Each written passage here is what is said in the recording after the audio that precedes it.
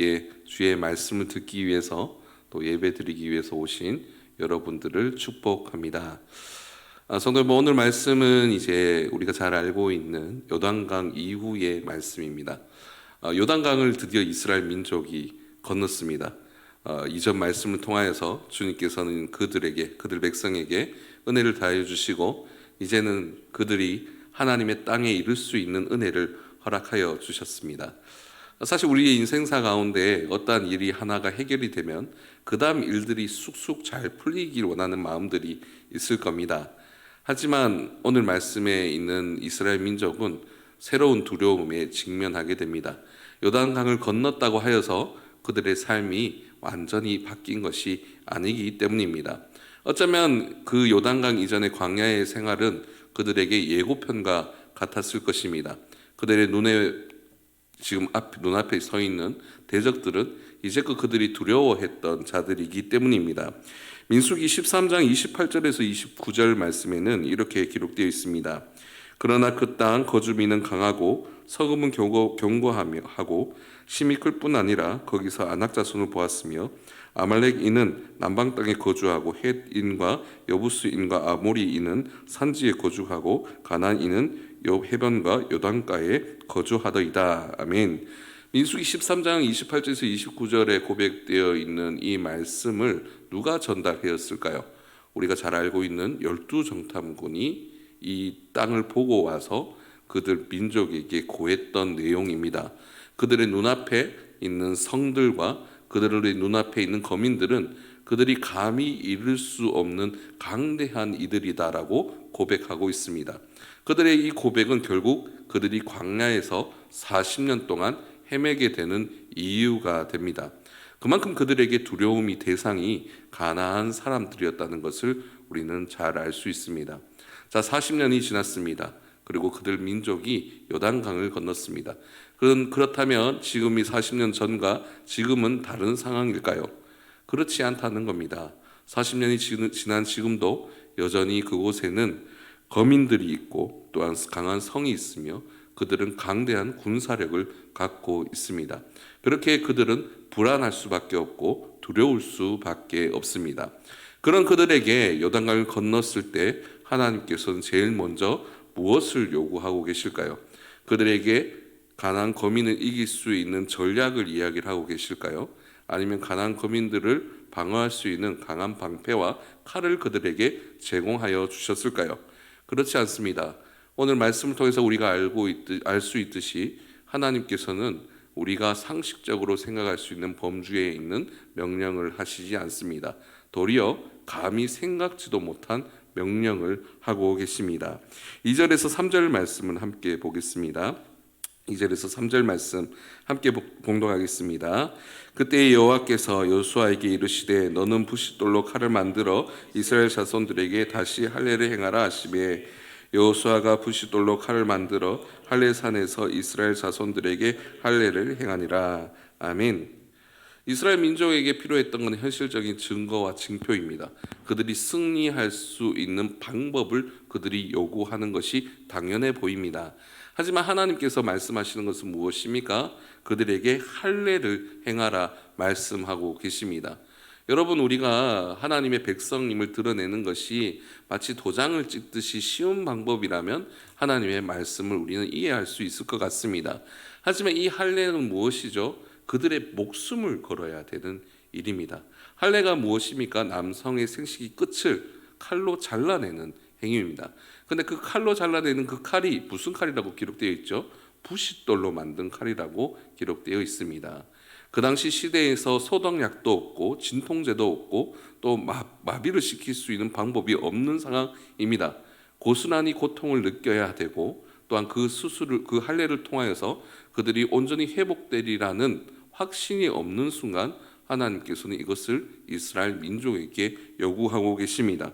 우리가 생각했을 때 합리적인 방법이 아닙니다. 왜 그렇습니까? 그 할례 자체가 그들에게 고통스럽고 위험한 일인 것도 그렇지만 그들의 눈앞에 누가 있습니까? 여전히 가나안 족속들이 있습니다. 그들 백성을 공격하게 된다면 그들은 무방비에 놓여지게 됩니다. 하나님께서 이스라엘 민족을 버리신 걸까요? 실컷 요단강을 건너게 하신 후에 그들을 이제 멸망케 하기 위해서 이러한 방법을 택하셨을까요? 하나님께서는 이 할례를 택한 이유는 되게 심플하게 말씀하십니다. 그들이 할례를 받지 않았기 때문이라 말씀하십니다. 4절에서 5절 말씀을 보겠습니다. 4절에서 5절 말씀 제가 봉독하겠습니다. 여호수아가 할례를 시행한 까닭은 이것이니 애굽에서 나온 모든 백성 중 남자 곧 모든 군사는 애굽에서 나온 후 광야길에서 죽었는데 그 나온 백성은 다 할례를 받았으나 다만 애굽에서 나온 후 광야길에서 난 자는 할례를 받지 못하였음이라. 아멘. 할례를 받는 이유에 대해서 이야기를 하는 것은 그들이 광야에서 난 자들이기 때문이라 말씀하고 계십니다. 그리고 광야에서 난 자는 할례를 받지 못하였기 때문에 그들이 할례를 행했다고 말입니다. 모든 남자들이요, 그들을 보호할 수 있는 최소한의 장치를 남겨둔 채가 아니라 모든 남성들이 할례를 받게 되었습니다. 여기서 우리가 생각해 보면 굳이 지금이라고 생각할 수 있지 않을까요? 하나님께서 그들 백성을 위하신다면 사실 요단강을 건너기 직전에 할례를 행하거나 아니면 모든 정복 전쟁이 끝나고 난 뒤에 할례를 행해도 크게 문제가 없어 보입니다. 하지만 하나님께서는 정복 전쟁 이전 그들이 가장 무방비에 있는 이 상황 가운데 하나님께서는 할례를 행하고 계십니다. 그렇다면 할례가 도대체 무엇이길래 하나님께서는 그 어떤 것보다 할례를 우선시하셨을까요? 성도 여러분, 할례는 누구에게 제일 먼저 주어진 것일까요? 우리가 잘 알고 있듯이 아브라함에게 주어진 것입니다. 아브라함에게 할례를 명하였던 순간은 언제일까요? 사실 우리가 아브라함에게 할례를 명하신 그때를 생각해 본다면 사실 가장 알맞을 때는 12장, 하나님께서 처음 그에게 소명을 주셨을 때 할례를 명하는 것이 옳아 보입니다. 하지만 하나님께서 정작 아브라함에게 할례를 명하실 때는 17장에서 할례를 명하고 계십니다. 17장 10절에서 11절 말씀입니다. 창세기 17장 10절에서 11절 말씀 제가 봉독하겠습니다. 너희 중 남자는 다 할례를 받으라. 이것이 나와 너희와 너희 후손 사이에 지킬 내 언약이니라. 너희는 포피를 베어라. 이것이 나와 너희 사이의 언약의 표징이니라. 아멘. 자, 17장에서 하나님께서 아브라함에게 할례를 명하십니다. 그렇다면 17장에 있는 아브라함은 어떠한 상태일까요? 17장을 넘어오기 전에 아브라함은 그가 가지고 있는 상식대로의 행동을 하나 하게 됩니다. 그것이 무엇이냐면 자신의 아내 사라의 몸종인 하갈에게서 아들을 낳게 됩니다. 이스마엘을 얻게 됩니다. 그 이스마엘을 얻은 이유가 무엇일까요? 하나님께서는 분명 12장부터 그 16장까지 하나님께서는 그에게서 후손이 생길 것이라 말씀하고 계십니다. 하지만 그에게는 기미가 보이지 않아요. 나이는 들어가죠. 그 나이가 들어가는 가운데 주님께서 그 뜻을 이루시는 것은 자신의 생각과 상식 가운데서 이 일을 행하실 것이라는 판단을 하게 됩니다. 그래서 고대 근동 지역에서 흔히 일어났던 풍습을 따르게 됩니다. 그 풍습이 뭐냐면 본처에서 아이를 낳지 못하면 그 본처의 몸종을 통하여서 아이를 낳게 됩니다. 그 아이를 낳은 것을 본처가 낳은 것처럼 여기게 되죠. 그러니까 고대 근동 그들이 살아가는 그 지역에 있는 풍습을 따라서 행동을 하게 됩니다. 그리고 이것이 무엇이라고 그는 판단하게 되죠? 하나님의 뜻이라고 판단하게 됩니다. 그 판단이 이루어진 후 이스마엘이 그 땅에 태어나고 난 뒤에 몇 년의 시간이 지나고 난 뒤냐면 13년이라는 시간이 지나고 난 뒤가 17장 내용입니다. 그는 그것이 하나님의 뜻인 줄 알았습니다. 그것이 그들의 판단이 그들의 생각이 옳다고 생각한 지 13년이라는 시간이 흘렀습니다. 13년 동안 하나님께서 침묵하셨지만 그는 자신의 생각이 틀렸다고 생각하지 못한 채 시간이 흐르게 됩니다. 그 13년이 지난 후 하나님께서 다시 그에게 말씀하십니다. 그리고 다시 하나님께서는 그에게서 후손이 나을 거라고 이야기를 하고 계십니다. 성도 여러분, 할례는 무엇일까요? 우리의 판단을 자르는 행위입니다. 할례의 원어 밀라는 자르다라는 의미를 가지고 있습니다. 우리의 생각대로 살아왔던 일들, 우리의 판단과 상식들, 그것을 자르고 하나님의 뜻을 따르는 것, 그것이 바로 할례입니다. 하나님께서는 아브라함의 이 일을 통하여서 온전히 주님의 살아계심을 그가 경험하기를 원하셨습니다. 지금의 상황은 불가능해 보일 수 있습니다. 지금의 상황은 그가 온전히 주님의 은혜 가운데서 상상할 수 없을 수 있습니다. 하지만 상상할 수 없던 일을 현실로 만드시는 분이 누구시라고요? 바로 하나님이십니다. 요단강을 건넌 이스라엘 민족에게도 그 현실을 만드시는 하나님이 필요하였습니다. 왜일까요? 그 전쟁의 주인은 이스라엘 민족이 아니라 하나님이시기 때문입니다. 하나님께서 그 민족을 이끄시며 승리케 하십니다. 하나님께서 그 가나안 땅을 정복케 하십니다. 이스라엘 민족이 그들의 노력이나 그들의 헌신을 통하여서 가나안 땅을 정복해야 한다면 분명 그 할례를 행하는 시점이 좋지 않을 수 있습니다. 하지만 이 전쟁은 하나님의 것이기에 하나님께서는 그들이 하나님의 백성으로서 살아가기를 원하고 계십니다. 하나님께서는 백성들은 몰랐지만 벌써 그 땅에 주님의 놀라운 은혜를 베풀고 계십니다. 1절 말씀을 보시겠습니다. 1절 말씀입니다. 오늘 5장 1절 말씀 제가 보도록 하겠습니다. 요단 서쪽의 아모리 사람의 모든 왕들과 해변에 가나안 사람의 모든 왕들이 여호와께서 요단물을 이스라엘 자손들 앞에서 말리시고 우리를 건너게 하셨음을 듣고 마음이 녹았고 이스라엘 자손들 때문에 정신을 잃었더라. 아멘. 이스라엘 민족 눈으로 봤을 때는 강대하고 그들이 감당할 수 없는 대적이 바로 가나안 사람들입니다. 하지만 하나님께서는 그들 백성 앞에 놀라운 일을 베푸실 때에 벌써 그들의 마음이 녹아내리게 하셨습니다. 그들이 하나님 앞에 두렵게 하셨습니다. 그들이 할례를 받아도 그 어느 순간보다 안전한 상황을 하나님께서 만들어 놓으셨습니다. 우리의 현실의 눈은 상황과 환경을 판단합니다. 우리가 안 되는 이유들을 이야기를 합니다. 우리가 부족한 이유들도 우리에게 유혹하며 우리를 흔들어 놓습니다. 하지만 하나님께서는 우리에게 믿음의 눈으로 살아가길 원하십니다. 그 믿음의 눈은 무엇입니까? 하나님 말씀대로 살아갈 때에 하나님께서 우리를 책임져 주신다는 것입니다. 하나님께서는 이를 통하여서 그들이 이제는 진정한 하나님의 백성으로 그 땅에서 살아가기를 원하고 계십니다. 8절에서 9절 말씀을 보겠습니다. 8절에서 9절 말씀 제가 봉독하겠습니다. 또 그 모든 백성에게 할례를 행하기를 마침에 백성이 진중 각 처소에 머무며 낫기를 기다릴 때에 여호와께서 여호수아에게 이르시되 내가 오늘 애굽의 수치를 너희에게서 떠나가게 하였다 하셨으므로 그곳 이름을 오늘까지 길갈이라 하느니라. 아멘. 이미 그들 백성이 애굽을 떠난 지가 40년이 넘었습니다. 하지만 하나님께서는 지금 그들에게 할례를 통해서 애굽의 수치를 떠났다 말씀하고 계십니다. 이것은 무엇을 의미할까요? 백성이 이제 하나님의 땅에 이르렀습니다. 하나님의 땅에서 하나님의 백성으로 살아가야 됩니다. 그렇다면 그들에게 결단이 필요합니다. 그 결단은 무엇일까요? 그들이 없던 힘을 기르거나 없던 능력을 만들어내는 것이 아니라 하나님 백성답게 살아갈 결단이 필요하다는 겁니다. 그들의 백성은 광야에서 여러 번 이방의 신들을 쫓아 하나님을 불신앙하며 불순종하였던 것이 이스라엘 민족이었습니다. 하나님께서 광야길 가운데 그들을 지키시고 그들을 돌보셨으나 그들의 눈은 자신의 이익과 자신의 생각에 빠져 이전 것을 쫓았던 사람들이 바로 이스라엘 민족입니다.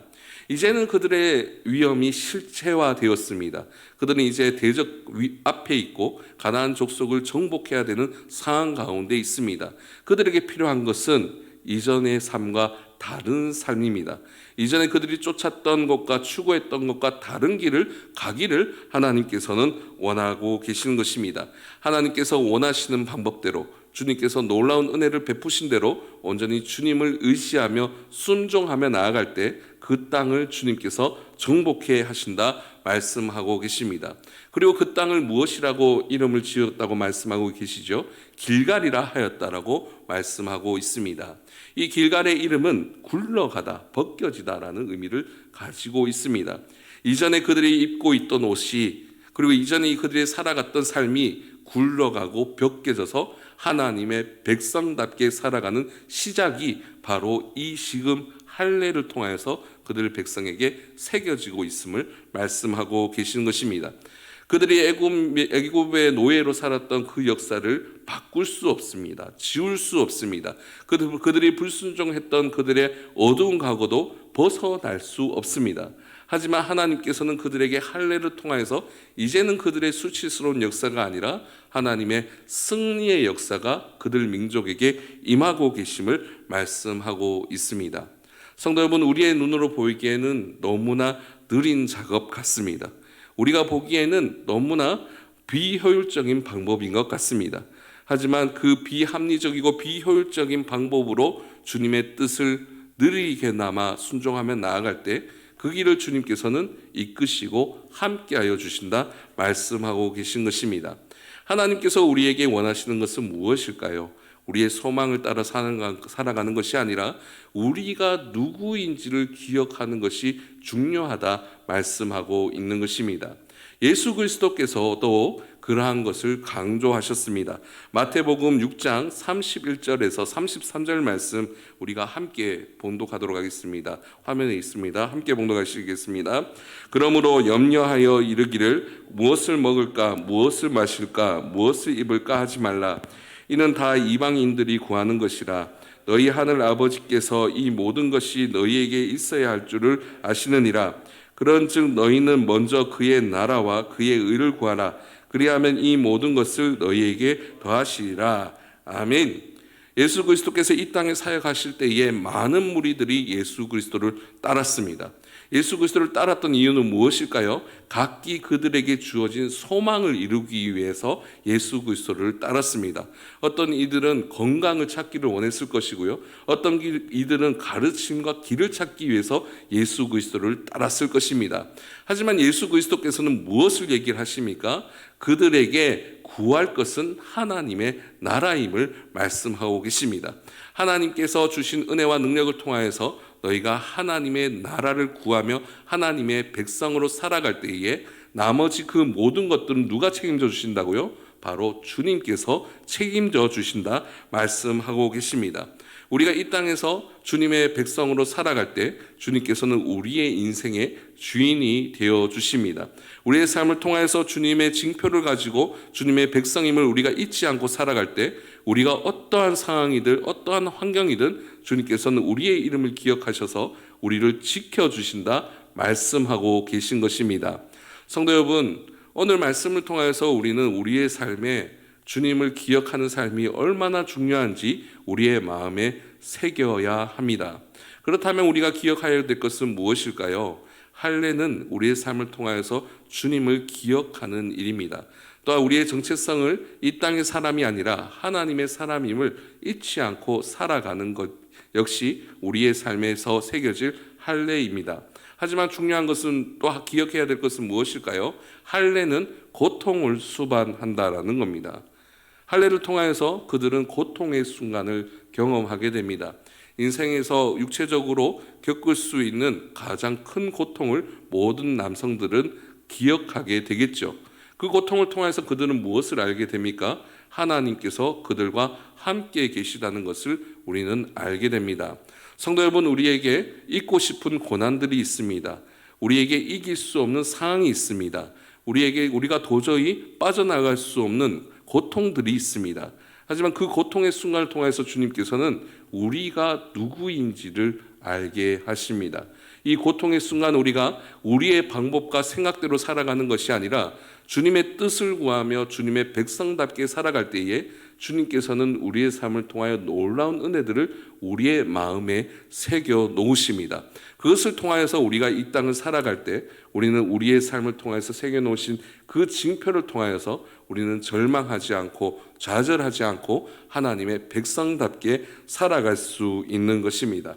성도 여러분, 우리가 누구인지 우리는 잊지 않아야 합니다. 주님의 참된 은혜와 능력을 통해서 우리가 모든 것을 이해할 수 없으나 주님께서 요구하신 그 길을 묵묵히 걸어갈 수 있어야 합니다. 신학자 보네퍼는 나를 따르라는 책을 통해서 이렇게 말합니다. 하나님의 뜻은 우리의 이해를 넘어선다고 말입니다. 순종하기 도저히 힘들고 어려운 순간 우리가 순종할 때 하나님께서는 충분한 축복과 구속을 경험하게 하여 주신다. 그는 이야기를 하고 있습니다. 우리에게 왜 이 길을 허락하시는지, 왜 우리에게 이 고통을 허락하시는지 우리는 알 수 없습니다. 하지만 주님께서는 이 순간을 통하여서 우리가 누구인지를 묻고 계십니다. 이 고통 가운데서도 주님을 기억하는 자, 이 고통 가운데서도 하나님을 놓지 않는 자, 이 고통 가운데서도 하나님의 뜻을 구하며 순종하는 자를 통하여서 주님께서는 주님의 역사를 기록하십니다. 그것을 통하여서 우리의 인생에 주님의 것으로 인도하시는 은혜를 우리에게 허락하여 주시는 것입니다. 성도 여러분, 오늘 말씀을 통하여서 우리의 삶의 길가를 우리의 삶에 만들어야 합니다. 이전과의 삶의 다른 삶, 이제 우리의 정체성을 통해서 우리가 누군지를 아는 삶을 우리는 살아가야 합니다. 우리의 이전에 부족하였고 연약하였던 삶, 그 삶을 바꿀 수는 없습니다. 하지만 우리 앞에 놓여있던 미래의 가운데 주님께서 인도하여 가실 것을 기대하고 소망하며 순종하며 살아갈 수 있습니다. 그렇게 살아갈 때 더 이상 세상 속에 있었던 나는 사라지고 하나님 앞에 있는 우리의 모습들이 드러나게 될 것입니다. 성도 여러분, 100% 주님을 신뢰하며 나아가시길 원합니다. 주님께서 주신 그 은혜와 능력을 통하여서 우리의 삶의 징표를 가지고 주님의 백성답게 살아갈 때에 주님께서 은혜와 사랑을 베풀어 주실 것입니다. 그리스도께서 우리를 기억하실 때에, 우리 이 땅에 오셔서 사역하실 때에 주님께서는 우리에게 이해할 수 없는 사랑을 베풀어 주셨습니다. 왜 그렇게까지 사랑하셨고 왜 그렇게까지 순종하셨는지 우리는 다 이해할 수 없습니다. 하지만 주님께서는 그것을 통해서 우리 역시도 주님께서 열어놓으신 그 승리의 길을 갈 수 있는 은혜를 우리에게 허락하여 주셨습니다. 우리의 삶을 통해서 연약하고 무딘 발걸음이지만 주님을 향하며 의지하며 한 걸음 한 걸음 나아갈 때 주님께서는 우리의 길을 여실 것입니다. 주님께서는 주님의 백성을 기억하시기 때문입니다. 우리의 삶의 모든 전쟁은 주님의 전쟁이기 때문입니다. 주님께서 이를 통해서 우리에게 놀라운 승리를 베풀어 주실 것입니다. 오늘 말씀을 통하여서 주님의 백성답게 하나님의 백성으로서 주님의 이뤄가실 일들과 사랑을 기억하며 우리의 모든 삶을 주님께 드리는 우리 모든 성도님들 되시기를 주님의 이름으로 소망합니다. 아멘. 함께 기도하며 나가도록 하겠습니다. 오늘 말씀을 기억하며 나아가실 때 주님, 우리의 모든 상황 가운데 우리가 누구인지를 잊지 않게 하여 주시옵소서. 우리의 삶의 여러 가지 우리의 삶을 막아서고 있는 벽들, 우리의 관계의 문제들, 건강의 문제들, 여러 가지 상황의 문제들, 선택의 문제들 다 이제는 주님 앞에 내어놓습니다. 내 생각대로, 내 판단대로, 내 뜻대로 하려고 했던 내 삶을 뒤로하게 하시고 이제 주님께 우리의 모든 판단의 기준을 맡기게 하여 주시옵소서. 이를 통하여서 승리케 하신 주님을 바라보길 원합니다. 진정한 승리는 주님께 있음을 인정하며 나아갑니다. 주님께서 함께 하시고 우리의 삶을 지켜보아여 주시옵소서. 함께 기도하며 나가도록 하겠습니다.